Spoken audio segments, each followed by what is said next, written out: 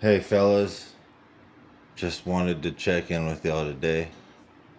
My second day off since I attained employment, and it's good, man. I'm not the soberest person right now, so I'm trying to concentrate on speaking clearly. So I'm totally off the dome, no preparation, no thoughts of what I was going to say. So I think one interesting thing is that a couple days ago, I believe it was on Saturday. Yes, it was Saturday. I got really drunk and I stayed up really late and I started thinking about some people in my life and I sent them a bunch of texts that had a theme of anger. And so the next day I felt very guilty about it. And the reason why I sent those texts in the first place is because each day that passed, I kept thinking about it, like thinking about what was making me angry. And I kept thinking about it and thinking about it every day. I'm telling you, like every day. And I was still unemployed. So I had the time to think about it. So it finally reached a breaking point and I got the job. And so I felt the confidence of having the job on top of the anger that had been building up. So that led to this grandiose rage text thing. And I sent a bunch of texts. And the next day I felt guilty about it. But then ever since that day, I feel just fine. I don't feel that anger towards these people that I felt before the outburst. The outburst cured me of the anger. And so I don't know what that means, but I know that I feel fine. So I'm extremely happy about my new job. I know it's just McDonald's, right? Like, that's my whole life. I'm 40 years old. Like, so, like, this whole stigma about working at such a place. Anyone can make fun of me ever, right? Just put the fries in the bag, Unc, etc. But, like, it's fine because it's actually a nice place to work so far. It's very professional. There are supervisors there. No one gets mad about dumb stuff. Like, I've worked all these other jobs where it was like a mom and pop shop, besides the army. The army was professional, but all these other places I've worked at, it just wasn't the same thing as, like, you think about McDonald's. I mean, it's like the most famous fast food restaurant for the last 70, 80 years. It's a monolithic institution. So of course they're going to be like super professional. They know exactly what they're doing. Like, I went in there thinking it would be intimidating because I've worked at, or I haven't worked. I've eaten at McDonald's my entire life, so I've been through the drive-through.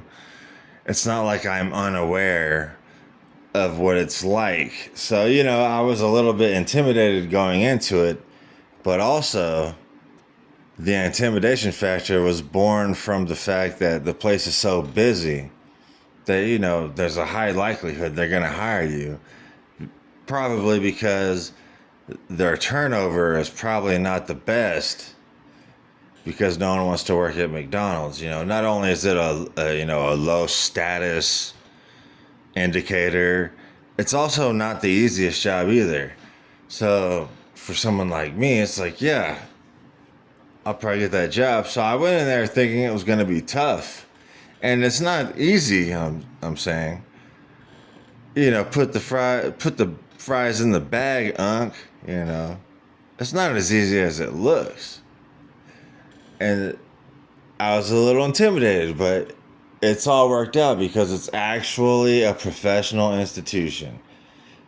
There are people there who are patient with you and who want you to actually understand the job. And it's because their turnover is so high They're practically begging you to stay.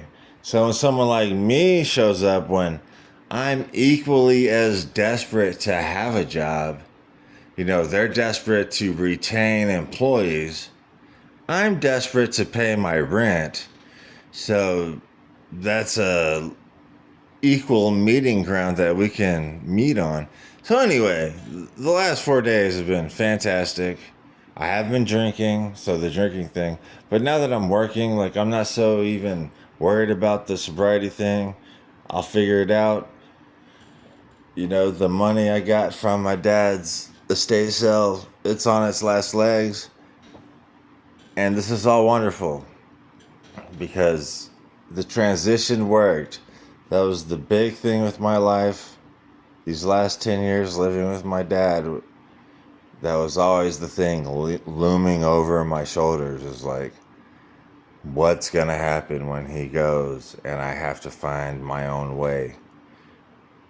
It's one thing to plan for it, but it's another thing for it to actually happen and see how it actually happens. So that was one thing that was always an anxiety to me, and it worked out perfectly. The transition worked. I live in a great economic apartment.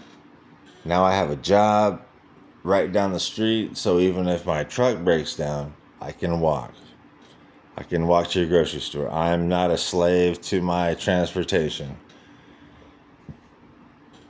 due to the fact that my job is so close. And that's why it's so important to build rapport with this job. They ever ask me to stay late, I'm staying late. If I ever feel like something was done wrong or I feel like something was unjustified to me, I'm not going to say a word, because I want to be remembered as the guy who never complained. Because when the day comes that I really need them to actually have my back, that's what I want them to be thinking about. I want them to be thinking, hey, he's never complained, he's never called in, he's never been late. Because that way, when a situation arises, I can pretty much get whatever I want, because that kind of stuff is pretty meaningful. So, yeah, living the dream, doing as I please, I suppose. I'm not really up to much outside of work. Just watching movies. I watched this movie called Silence, which was directed by Martin Scorsese and starred Andrew Garfield. And it was a movie about Christians in Japan being persecuted. And that was an interesting time, right? That it took place in the 1600s. And so that's close to when the schism happened. The famous schism, the Catholics versus Protestant thing, which I'm not about to pretend I know really about that. So, good times. Christians being persecuted. I'm telling you one thing, man. I'm not going to lie to you. If someone said denounce Jesus or I'm going to cut your head off, I denounce Jesus every time. I don't know how these people had the courage. That's amazing. So, The Silence, Martin Scorsese, it's a Christian movie. It's not a Christian movie, it's a movie about Christianity. So, I want to be a movie about Christianity. I want to be about Jesus. Every day I wake up, I just think about Jesus because he loves me. I read the New Testament. I know how he feels about people who sin. He gets it. That's why he's God. He understands. You ever feel like a failure? You ever did something wrong? He knows. And he gets it. And look, that's not to give a pass to like the ultra criminals who do really, really bad stuff.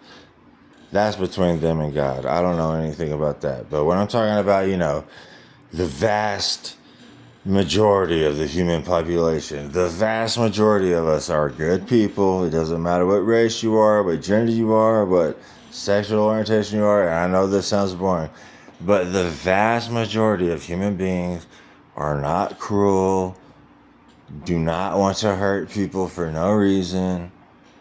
And so that's why I love humanity. I kind of lost where I was going with that, but I think I was talking about Jesus.